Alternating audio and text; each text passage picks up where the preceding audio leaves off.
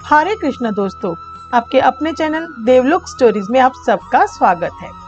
जिन्होंने भी अभी तक हमारे चैनल को सब्सक्राइब नहीं किया है, जो भी नए लोग जुड़ रहे हैं वो चैनल को सब्सक्राइब करें ताकि उन्हें नोटिफिकेशन आ जाए जब भी हम नई वीडियो अपलोड करें। आप हमारी वीडियोस को लाइक करें, शेयर करें और कमेंट भी करें ताकि हमारा हौसला बढ़ता रहे। अब हम आज का अध्याय स्टार्ट करते हैं। गंगा अवतीर्ण कथा।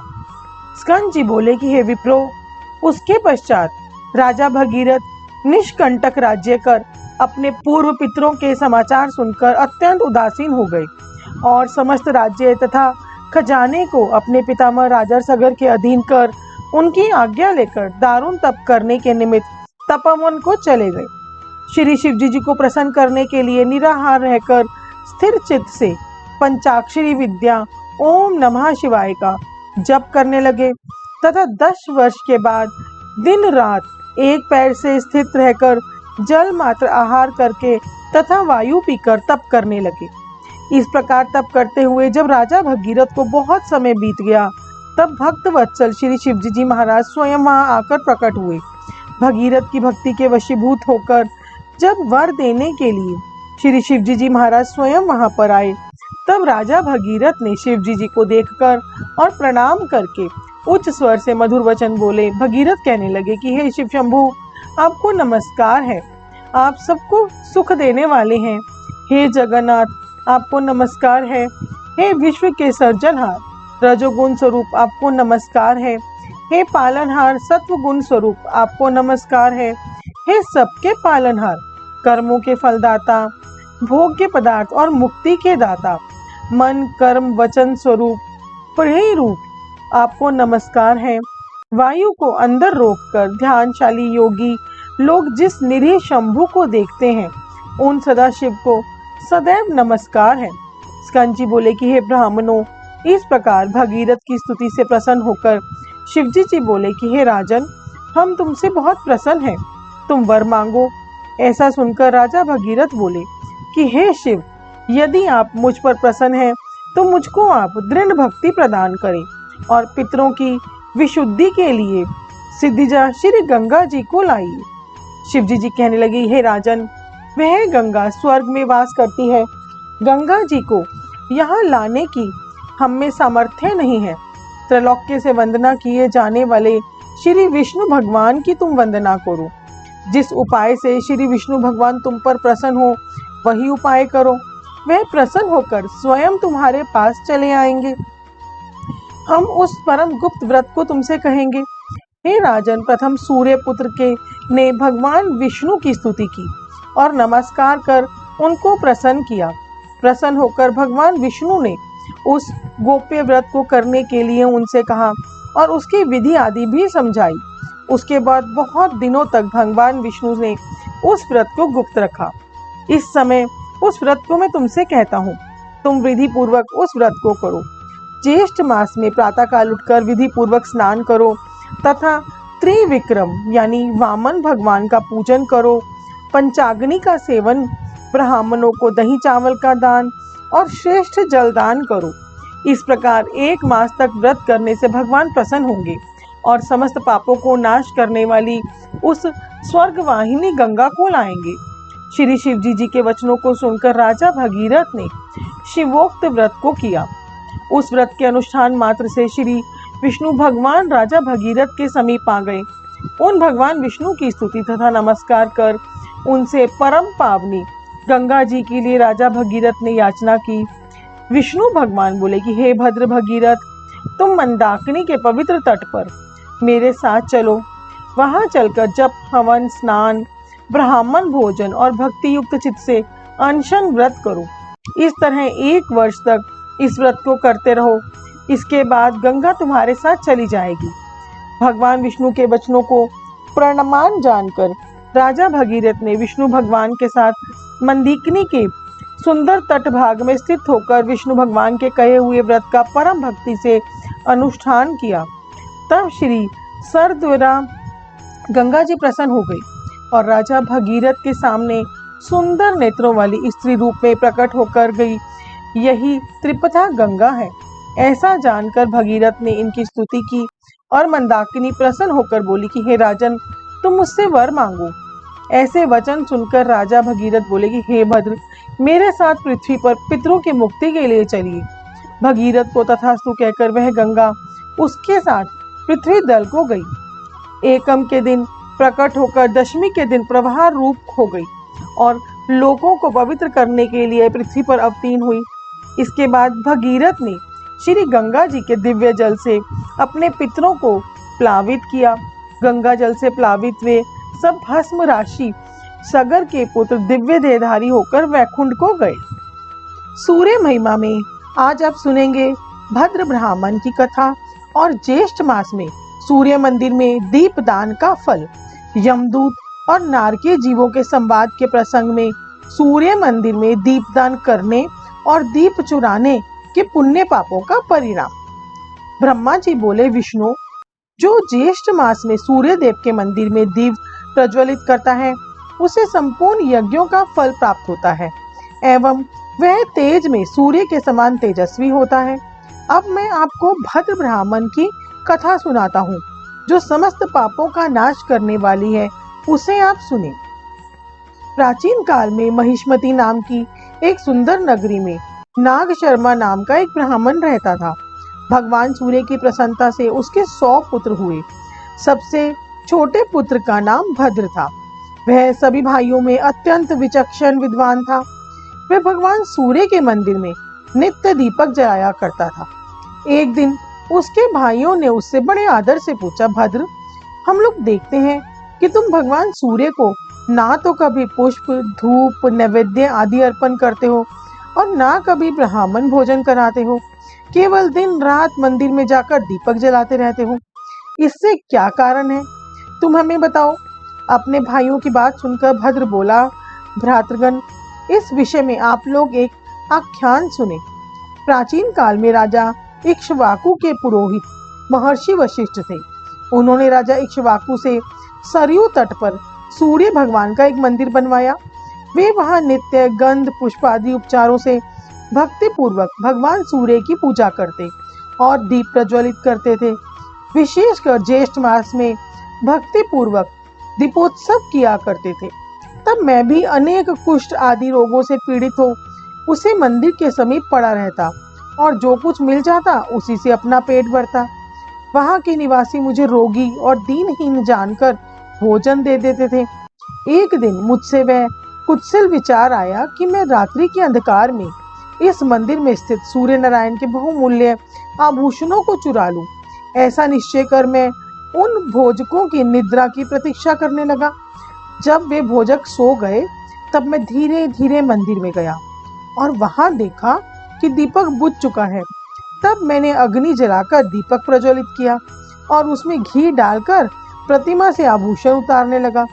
उसी समय वे देवपुत्र भोजक जग गए और मुझे हाथ में दीपक लिया देखकर पकड़ लिया।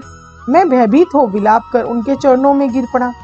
दयावश उन्होंने मुझे छोड़ दिया, किंतु वहां घूमते हुए राजपुरुषों ने मुझे फिर बांध लिया और वे मुझसे पूछने लगे, अरे दुष्ट, तुम दीपक हाथ में लेकर मंदिर में क्या कर रहे थे? जल्दी बताओ। मैं अत्यंत भयभीत हो गया। उन राजपुरुषों के भय से तथा रोग से आक्रांत होने के कारण मंदिर में ही मेरे प्राण निकल गए। उसी समय सूर्य भगवान के गण मुझे विमान में बैठाकर सूर्य लोक ले गए और मैंने एक कल्प तक वहां सुख भोगा तथा फिर उत्तम कुल में जन्म लेकर आप सबका भाई बना। बंधुओं, यह ज्येष्ठ मास में भगवान सूर्य के मंदिर में दीपक जलाने का फल है। यद्यपि मैंने दुष्ट बुद्धि से आभूषण चुराने की दृष्टि से मंदिर में दीपक जलाया था, तब भी उसी के फल स्वरूप इस उत्तम ब्राह्मण कुल में मेरा जन्म हुआ तथा वेद शास्त्रों का मैंने अध्ययन किया और मुझे पूर्व जन्मों की स्मृति भी हुई। इस प्रकार उत्तम फल मुझे प्राप्त हुआ। दुष्ट बुद्धि से भी घी द्वारा दीपक जलाने का ऐसा श्रेष्ठ फल देखकर मैं अब नित्य भगवान सूर्य के मंदिर में दीपक प्रज्वलित करता रहता हूँ। भाइयों, मैंने ज्येष्ठ मास में यह दीपदान का संक्षेप में महात्मा आप लोगों को सुनाया। इतनी कथा सुनकर ब्रह्मा जी बोले, विष्णु, दीपक जलाने का फल भद्र ने अपने भाइयों को बताया। जो पुरुष सूर्य के नामों का जप करता हुआ मंदिर में ज्येष्ठ के महीने में दीपदान करता है वह आरोग्य, धन संपत्ति, बुद्धि, उत्तम संतान और जाति स्मरत्व हो प्राप्त होता है। षष्ठी और सप्तमी तिथि को जो प्रयत्न पूर्वक सूर्य मंदिर में दीपदान करता है वह उत्तम विमान में बैठकर सूर्य लोक को जाता है। इसीलिए भगवान सूर्य के मंदिर में भक्ति पूर्वक दीप प्रज्वलित करना चाहिए। प्रज्वलित दीपों को ना तो बुझाए और ना ही उसका हरण करे। दीपक हरण करने वाला पुरुष अंधमूषक होता है। इस कारण कल्याण की इच्छा वाला पुरुष दीप प्रज्वलित करे लेकिन उसे वहां से उठाए नहीं, लेकर नहीं जाए। फिर ब्रह्मा जी बोले, विष्णु, एक समय घोर नरक में पड़े हुए भूखे, आत्र दुखी और विलाप करते हुए जीवों से यमदूत ने कहा, मूढ़जनों, अब अधिक विलाप करने से क्या लाभ होगा? प्रमादवश तुम सबने अपनी आत्मा की उपेक्षा कर रखी है। पहले तुम सबने यह विचार नहीं किया कि इन कर्मों का फल आगे भोगना पड़ेगा। यह शरीर थोड़े ही दिनों तक चल रहने वाला है, विषय भी नाशवान है, यह कौन नहीं जानता। हजारों जन्मों के बाद एक बार मनुष्य जन्म मिलता है, उसमें क्यों मूढ़जन भोगों को और दौड़ते हैं। वे पुत्र, स्त्री, गृह, क्षेत्र आदि के लिए प्रयत्नशील रहते हैं और उनमें आसक्त होकर अनेक दुष्कर्म करते हैं। वे मूढ़जन अपना हित नहीं जानते। वे यह भी नहीं जानते कि सूर्य, चंद्र, काल तथा आत्मा ये सभी मनुष्य के शुभ और अशुभ कर्मों को देखते रहते हैं, अर्थात साक्षीभूत हैं। न केवल एक जन्म अपितु सैकड़ों जन्मों में पुत्र, स्त्री आदि के लिए जो जो भी कर्म किया जाता है उसे अच्छी तरह से ये जानते रहते हैं। मोह की यह महिमा तो देखो कि नरक में भी ममता बनी रहती है। इस प्रकार परिणाम में भयंकर विषयों द्वारा आकृष्ट चित्त वाले मनुष्यों की बुद्धि परमार्थ तत्व की ओर नहीं होती। जीवा द्वारा भगवान सूर्य का नाम लेने में कौन सा श्रम है। मंदिर में दीप जलाने में भी अधिक परिश्रम नहीं करना पड़ता, परंतु यदि मनुष्य से इतना भी नहीं हो सकता तो अब रोदन और विलाप करने से क्या लाभ है। जैसा कर्म किया वैसा फल पाया। इसीलिए पाप कर्म में कभी भी बुद्धि नहीं लगानी चाहिए। यदि कोई अज्ञान से पाप कर्म हो जाए तो सूर्य भगवान की आराधना करें, जिससे सब पाप नष्ट हो जाते हैं। ब्रह्मा जी बोले, यमदूत के ऐसे वचनों को सुनकर तथा भूख से व्याकुल, प्यास से सूखे कंठ वाले, दुख से पीड़ित वे नारकीय जीव उसे कहने लगे, साधो, हमने ऐसा कौन सा कर्म किया जिससे हमें इस दारुण नरक में वास करना पड़ा। यमदूत ने कहा, पूर्व जन्म में यौवन के उन्माद से उन्मादित तुम अविवेकियों ने घृत के लोभ में भगवान सूर्य के मंदिर से दीप चुराया था। उसी कारण इस घोर नरक में तुम सब दुख भोग रहे हो। तब ब्रह्मा जी बोले, अच्युत, मैंने सूर्य के मंदिर में दीपदान करने के पुण्य तथा दीप हरण करने के दुष्परिणामों का वर्णन किया। दीपदान करने का तो सर्वत्र ही उत्तम फल है, परंतु सूर्य नारायण के मंदिर में विशेष फल है। जगत में जो जो अंधा, मूक, बधिर, विवेकहीन, निंद व्यक्ति दिखाई पड़ते हैं, उन सब ने साधु जनों द्वारा प्रज्वलित किए हुए दीपों को सूर्य नारायण के मंदिर से हरण किया है।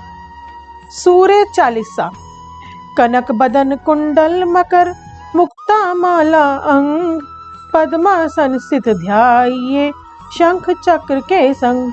जय सविता जय जयति दिवाकर, सत्रहांशु सप्ताक्ष तिमिरहर, भानु पतंग मरीचि भास्कर, सविता हंस सुनुर्विभाकर, विवस्वान आदित्य विकर्तन, मार्तंड हरि रूप विरोचन, अंबर मणि खग रवि कहलाते, वेद हिरण्य गर्भ कह गाते, सहस्त्रांशु प्रद्योतन, कही कही मुनिगण होत प्रसन्न मोद लहि, अरुण सदृश्य सारथी मनोहर, हाकत है साता चढ़ी रथ पर, मंडल की महिमा अति न्यारी, तेज रूप केरी बलिहारी, उच्चे श्रवा सदृश है जोते, देखी पुरंदर लज्जित होते, मित्र मरीचि भानु अरुण भास्कर, सविता सूर्य अर्क खग कलिकर, पूषा रवि आदित्य नाम ले, हर नागर भाए नमा कही के, द्वादश नाम प्रेम सो गावे, मस्तक 12 बार नवावे, 4 पदार्थ जन सो पावे, दुख दरिद्र अस पुंज नसावे, नमस्कार को चमत्कारी है,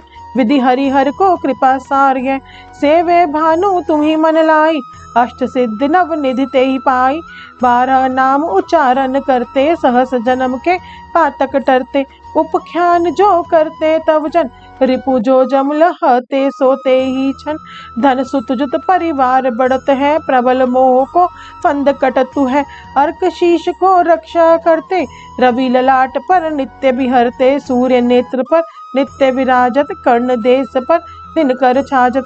भानु नासिका वासुकर हो नित, भास्कर करद सदा मुख कोहित। ओठ रहे पर जन्य हमारे, रसना बीच तीक्ष्ण बस प्यारे। कंठ सुवन रेत की शोभा, तिग्म तेज सा कांधे लोभा।